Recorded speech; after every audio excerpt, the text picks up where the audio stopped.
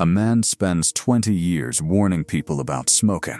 He shows them the research, the statistics, the damaged lungs, the shortened lives, and then he steps outside and lights a cigarette. Most people laugh at the contradiction, but the strange part is that he's not unusual. Every day, millions of people ignore information they know is true. They know they should sleep more. They know they should exercise. They know endless scrolling leaves them feeling worse. Yet somehow, knowledge and behavior keep moving in opposite directions. It's one of the weirdest things about being human. Imagine touching a hot stove. You learn the lesson instantly. One experience is enough. So why doesn't life work that way? Why can someone hear life-changing advice 100 times and still do nothing? Maybe the problem isn't that people don't know what to do.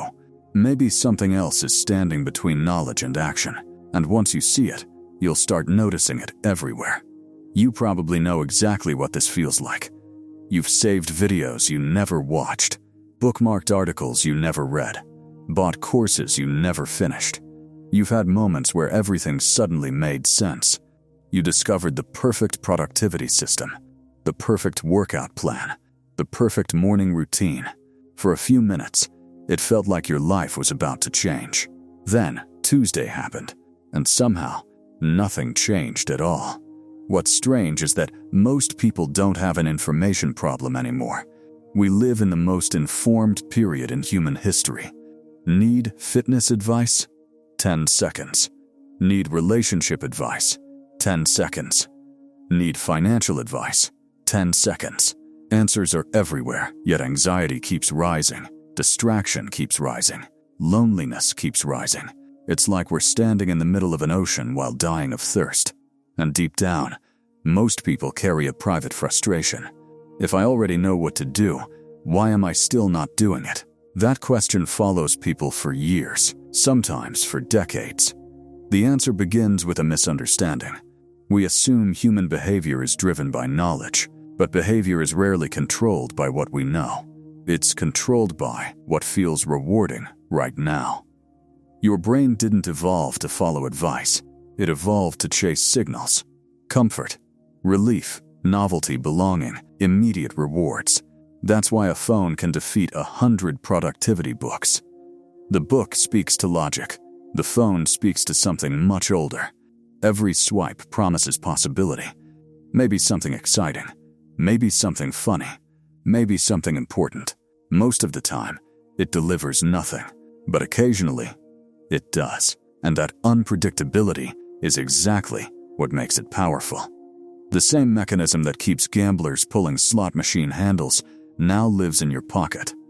Suddenly, a strange pattern appears. Good advice asks you to think about the future. Your brain is busy negotiating with the present. One side says, "This will help your life."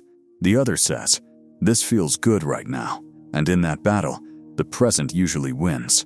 But there's another layer, an even deeper one. People don't just defend their habits, they defend their identity. Because every meaningful piece of advice secretly contains a threat. Change this. Stop that. Become different. And the mind often hears something else. The person you are right now isn't enough. So instead of accepting the advice, people protect the version of themselves they've become comfortable being. Not because they're irrational. Because identity is powerful. Sometimes more powerful than truth. Now, place this inside modern life. For most of history, bad habits required effort. Today, they arrive automatically. Entertainment finds you. Advertisements find you. Algorithms find you. Every platform is competing for one thing: your attention. And attention is more valuable than ever because attention shapes behavior. Think about it. If someone controls what you repeatedly see, they influence what feels normal, what feels desirable, what feels urgent. That's why advice often loses. Advice appears once. Environment appears thousands of times. A doctor tells you to eat healthier. Then you spend the next week surrounded by reminders to do the opposite. A productivity expert tells you to focus. Then your phone interrupts you 80 times. A relationship expert tells you to be present. Then, every app teaches you to divide your attention into smaller and smaller pieces. The problem is bigger than individual willpower. Many people are trying to build better lives inside systems designed to capture their impulses, and most don't even realize they're fighting that battle.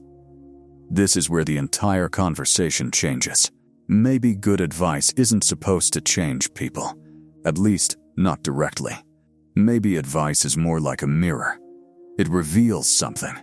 It exposes a gap, not between intelligence and ignorance, but between intention and environment.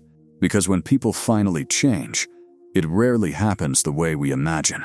It's usually not because they heard a brilliant idea. They'd already heard it years earlier. The advice didn't suddenly become smarter. Their circumstances became different. Their identity shifted. Their environment changed. The information stayed the same. The person receiving it became someone new. And suddenly, advice that once felt useless becomes obvious. People often believe the most powerful words are the ones that teach us something new, but some of the most important truths are the ones we've heard 100 times before. The difference is that one day, for reasons we barely understand, we finally become the person who can hear them, because the barrier was never knowledge. It was who we were when the knowledge arrived.